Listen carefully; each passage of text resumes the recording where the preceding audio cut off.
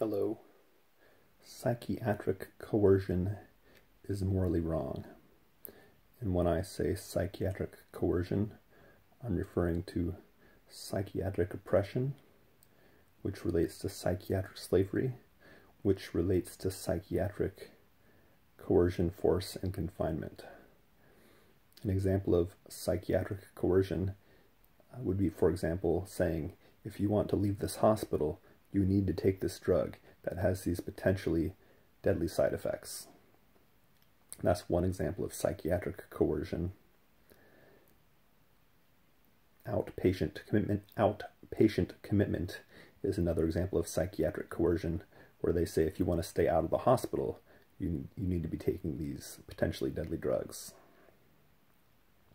Psychiatric slavery is when so-called professionals earn money from psychiatric coercion, force, and confinement. The ideas of psychiatrist Thomas Szasz having influenced me significantly.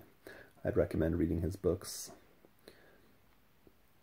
Some of his good books include Psychiatry, the Science of Lies, Suicide Prohibition, The Shame of Medicine, Fatal Freedom, The Ethics and Politics of Suicide, Our Right to Drugs, The Case for a Free Market.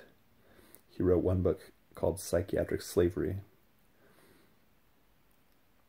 Yeah, so psychiatric coercion is morally wrong. In order to outlaw psychiatric coercion, we would outlaw the insanity defense in civil commitment, and probably also psychiatric holds. Adults should be allowed to be a danger to their own self. Suicide should be respected as a civil and human right. I do hope that we can reduce suicides to zero. However, we should not use psychiatric coercion, force, and confinement to reduce suicides. We should use persuasion, reason, and kindness. That seems pretty simple to me. I don't think we're ever going to be able to reduce suicides to zero if we rely on psychiatric coercion, but I think if we rely on persuasion, reason, and kindness, we have a much better chance of reducing suicides significantly. I could say more about this. And to reiterate, if somebody is a danger to their own self or others, well, first off, they should be allowed to be a danger to their own self, at least in private.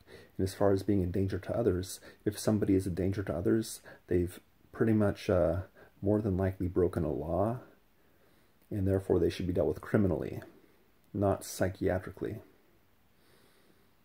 So I hope you advocate for outlawing psychiatric coercion, force, and confinement. I hope you advocate for outlawing psychiatric slavery. And to reiterate, psychiatric coercion is morally wrong. Thanks for watching. Please subscribe, watch my other videos, visit my websites, and have a wonderful morning, evening, afternoon, or night, whenever and wherever you may be. Cheers.